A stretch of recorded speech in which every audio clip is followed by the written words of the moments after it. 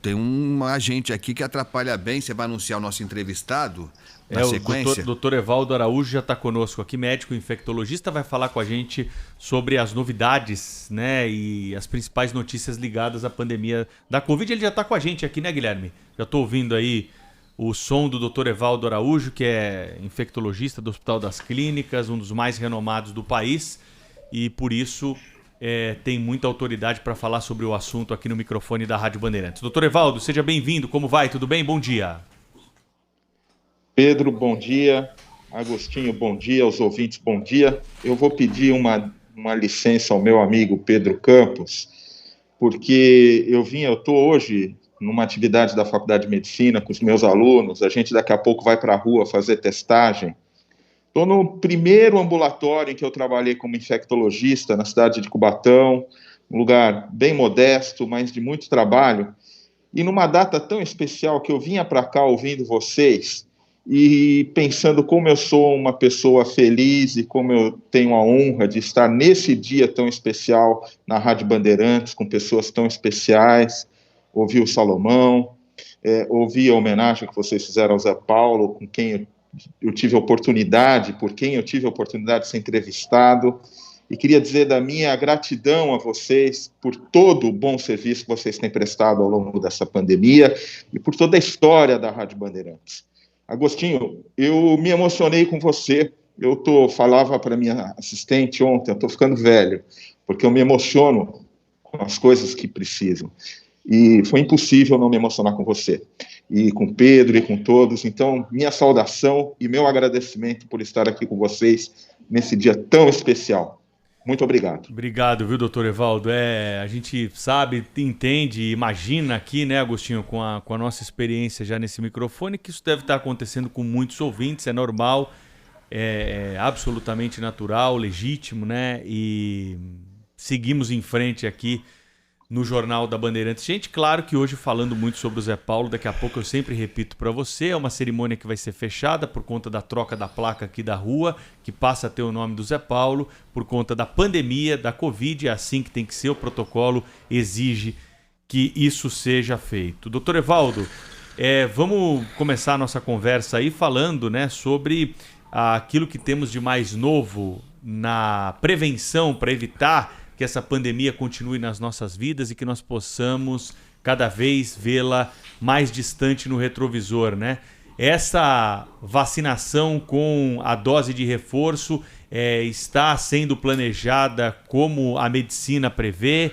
O senhor vê problemas nesse cronograma que está sendo estabelecido, as prioridades que estão sendo dadas sobre essa terceira dose para a maioria da população que tomou as 2 doses já, felizmente? O que a gente pode dizer sobre esse cronograma que está sendo anunciado pelo governo, pelos governos estaduais, pelas prefeituras, dessa dose de reforço, doutor Evaldo?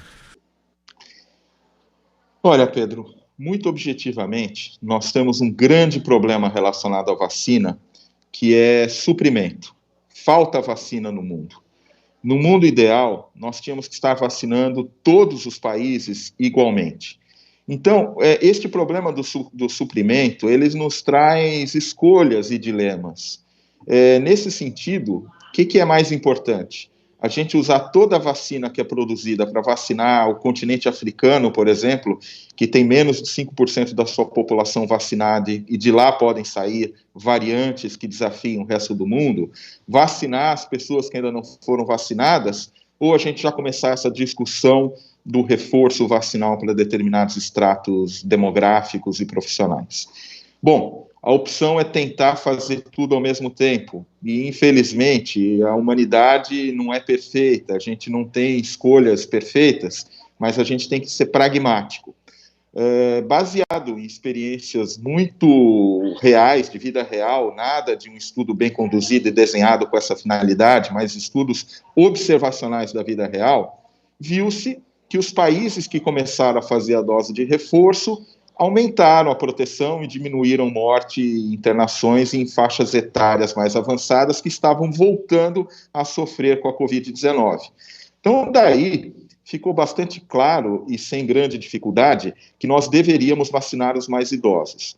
Por analogia, como os idosos são imunodeprimidos, se também optou por vacinar os imunodeprimidos. E agora, mais recentemente, inclui-se profissões de pessoas como eu, os profissionais de saúde, que ficam mais expostos e que também teriam direito a uma dose de reforço. Muito objetivamente, do ponto de vista científico, Pedro, não há uma evidência boa, não há um dado conclusivo dizendo se isso está certo ou está errado, se é a melhor política ou não é a melhor política. Mas as evidências da vida real, elas vão nessa linha, o bom senso vai nessa linha, e a decisão foi por se vacinar. Então, os idosos, profissionais de saúde que estão muito expostos, outras profissões de alta exposição, e as pessoas com doenças que imunodeprimem. Eu concordo com essa decisão, acho que a gente não pode ficar olhando as coisas acontecerem, a gente tem que fazer alguma coisa. Doutor Eduardo, eu ia falar do Eduardo Bolsonaro aqui, doutor Evaldo, obrigado pelas palavras e pelo carinho de sempre. Doutor Evaldo, eu queria falar do Eduardo Bolsonaro, né, do Eduardo Bolsonaro, e de outros também, né, ele testou positivo para Covid. E não ia perder a chance, né? Não ia perder a chance. Eles usam tudo que pode e que não pode para tentar desvalorizar as práticas do protocolo contra o Covid, da vacina e tal. E ele já saiu com essa, né, doutor Evaldo, de que ele foi vacinado e, apesar disso, ele pegou o vírus, então ele acha que o passaporte da vacina não tem nada a ver, não faz nenhum sentido. E aí eu tô lendo agora aqui que ontem o secretário especial de Cultura do governo Bolsonaro, Mário Frias, disse que não vai permitir a adoção do chamado passaporte da vacina em espaços culturais ligados ao governo federal. Eles estão achando que não tem nem... Já que gente vacinada tá pegando Covid, então para eles é uma coisa óbvia de que não tem sentido o passaporte da vacina. Eu queria que o senhor falasse um pouco sobre isso, porque a gente precisa desfazer alguns mitos que estão criando e que acabam prejudicando ainda muita gente que tem dúvidas sobre a importância da vacinação, doutor Evaldo. Esses falsos mitos nunca são bons, né, Agostinho? Veja bem, a questão do passaporte da vacina, ela de fato, deve ser encarada muito mais como um estímulo à vacinação do que como uma coisa absoluta. O vacinado, ele pode se infectar, mas a regra é que o vacinado, ele se infecte com menor gravidade. O vacinado infectado, ele pode ter uma infecção assintomática ou com poucos sintomas, e ele pode transmitir, mas tudo por tempos fugazes, de maneira menos eficaz. Então, de uma maneira geral, a vacina por óbvio, além de salvar vidas, ela diminui a circulação do vírus, e é por isso que a gente quer vacinar todo mundo. Mas nenhuma vacina é 100%. Então, é muito vil, é muito deselegante, é muito inadequado quando a gente vê uma pessoa numa posição de formar opinião ou de tomar uma decisão pública de grande impacto e relevância, usar esse tipo de situação para tentar, de alguma maneira, falar mal das vacinas, tentar diminuir uma ferramenta tão importante para o combate da pandemia quanto as vacinas. Mas a gente tem que ser realista, o passaporte, ele é um estímulo à vacinação, né? Você veja países como a França, onde você passou a exigir esse tipo de documento, quando isso foi decidido, milhões de franceses foram se vacinar, que até então não tinham ido. Então, eu acho que não é o caso do Brasil, porque o Brasil tem a cultura vacinal, o brasileiro, ao contrário de outros, quer se vacinar, né? E fariam bem as autoridades ou pessoas em posição de formar opinião se elas falassem a verdade sobre as vacinas. E a verdade é que as vacinas são, em primeiro lugar, extremamente seguras. Em segundo lugar, salvam vidas e diminuem internações e, portanto, são a saída para essa nossa crise assistencial. E, em terceiro lugar, elas diminuem a circulação do vírus e os casos, embora não com 100% de eficácia, mas com uma eficácia muito elevada. Agora, é importante fazer um comentário técnico aqui. Hoje, nós usamos uma vacina que é feita por via intramuscular. Dessa maneira, nós induzimos uma proteção imunológica que é muito boa para nos proteger, mas ela deixa desguarnecida a via aérea. Então, nós não produzimos um tipo de anticorpo que chama-se IgA na nossa via aérea superior, que é a porta de entrada do vírus. Existem hoje vacinas de via nasal sendo pesquisadas, que muito em breve, eu espero, comecem a ser utilizadas e que vão aprimorar isso. Então, esses casos de pessoas vacinadas que se infectam com pouca gravidade, que transmitem, vão diminuir. E uma segunda observação que eu acho importante para os seus ouvintes e para vocês.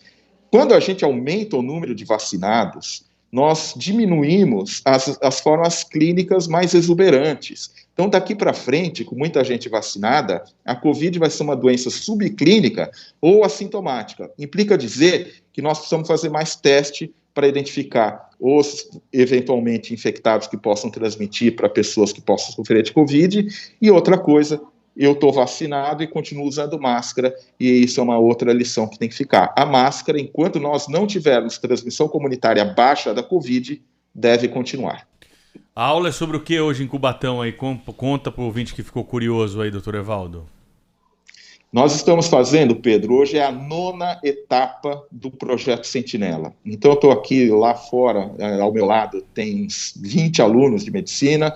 Nós vamos em 5 grupos, em cada cantinho da cidade, e nós aplicamos 260 testes de acordo com a zona censitária, em pessoas sem sintomas. Para cada 1.000 habitantes, 2 testes por semana são feitos. Isto nos dá uma ideia da prevalência do vírus. E nessas 8 semanas, e hoje é a 9ª semana que a gente faz, inclusive com a grande presença da Delta, o que nós vimos é que a prevalência aqui está em torno de 0,4% de positividade, muito baixa. Então mostra que, a despeito da Delta, nós temos um baixo impacto na cidade, isso se espelha na região da Baixada Santista, e é muito bom, porque quando a gente olha as informações que a gente colhe, mais de 90% das pessoas tomaram vacina. Então é mais um dado que mostra que a vacina funciona e protege. Então hoje é a 9ª etapa do Projeto Sentinela, Pedro. Aliás, a gente estava com uma perspectiva não muito otimista em relação a esse mês de setembro, né, doutor Evaldo? Acho que baseado até em experiências de outros países, da Europa, da Ásia, enfim, se tinha o mês de setembro como algo que podia trazer um aumento significativo no número de casos, de internações e até de mortos. Isso, felizmente, não aconteceu. Já dá para saber por que felizmente, isso não aconteceu nesse mês, doutor Evaldo? Existem algumas teorias, Agostinho. Primeira delas, nós temos muitos brasileiros, felizmente, com uma dose da vacina. E a gente sabe que quem teve Covid e tomou uma dose da vacina tem uma imunidade quase igual a quem tomou 2 doses da vacina. Nesse sentido, é possível que exista uma proteção imunológica devido à grande exposição prévia ao vírus somada a uma dose. A segunda são os que tomaram as 2 doses da vacina. A terceira é que, somado a isso, as pessoas, de alguma maneira, ainda usam máscara, e isso protege. E a quarta, essa não é agradável, é que talvez a gente tenha algum grau de subdiagnóstico, porque, como eu disse, com a vacinação, muda-se a apresentação clínica, às vezes é assintomática ou oligossintomática, e a gente talvez não tenha feito todos os diagnósticos possíveis. Doutor Evaldo, tem uma dúvida aqui de ouvintes da Rádio Bandeirantes que talvez o senhor possa esclarecer e deixar claro, né? Alguns estados estão antecipando a 2ª dose da vacina da Pfizer, mas isso não vale para os adolescentes que só estão sendo imunizados ou só devem ser imunizados com essa vacina. Por que não acontece essa antecipação para os adolescentes? É a pergunta de alguns ouvintes aqui da Rádio Bandeirantes. Pedro, não há nenhuma justificativa científica para isso, é muito mais operacional. Quando a gente aumentou o intervalo vacinal, foi num momento onde tinha pouca vacina e você queria aumentar o universo de vacinados, pelo menos com uma dose, e ganhar fôlego para conseguir ganhar mais vacinas, estoques vacinais, para seguir com a 2ª dose, ampliando a primeira base. Então, agora que nós estamos num outro momento, que parece que há um fornecimento de vacina um pouco mais regular, consegue-se trazer um intervalo menor, e isso é interessante, sobretudo por conta da Delta, que precisa de uma imunização completa para que a gente tenha proteção.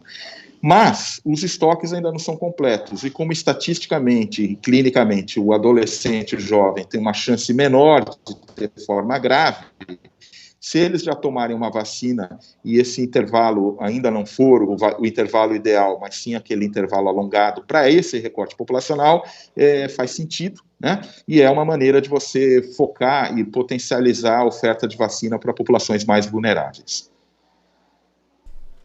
Doutor Evaldo Araújo, infectologista, conversou conosco nessa manhã aqui na Rádio Bandeirantes. Volta para a aula lá, doutor. Pelo amor de Deus, não vamos interromper mais sua aula, não. O senhor já ajudou bastante a gente aqui a entender algumas questões ligadas ao noticiário dessa semana. A segunda aula, né? Porque a primeira foi aqui, né?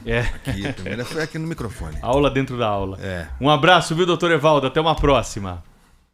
Muito obrigado, um grande abraço a todos vocês. Deixa eu só falar uma coisa. Eu trabalho em Santos, na Baixada, em São Paulo, então eu dirijo bastante. Vou sempre ouvindo a Bandeirantes. E ontem eu vi a Thaís Freitas também, na abertura do Jornal Gente, então queria estender o meu cumprimento a ela, a todos. Vocês são fantásticos, parabéns pelo dia do rádio, parabéns pela homenagem de hoje. Um grande abraço. Obrigado. Doutor Evaldo é nosso ouvinte mesmo. Às vezes a gente trazer fala ele mais coisa vezes pra gente receber elogios, assim. A gente precisa disso, né? E ele manda mensagem pra nós aí, ó. Vocês estão falando isso aí, ó. Isso aí é mais ou menos assim. É muito bom. Tá um abraço, viu, doutor? Bom final de semana, pessoal. Valeu. Tchau. Tchau.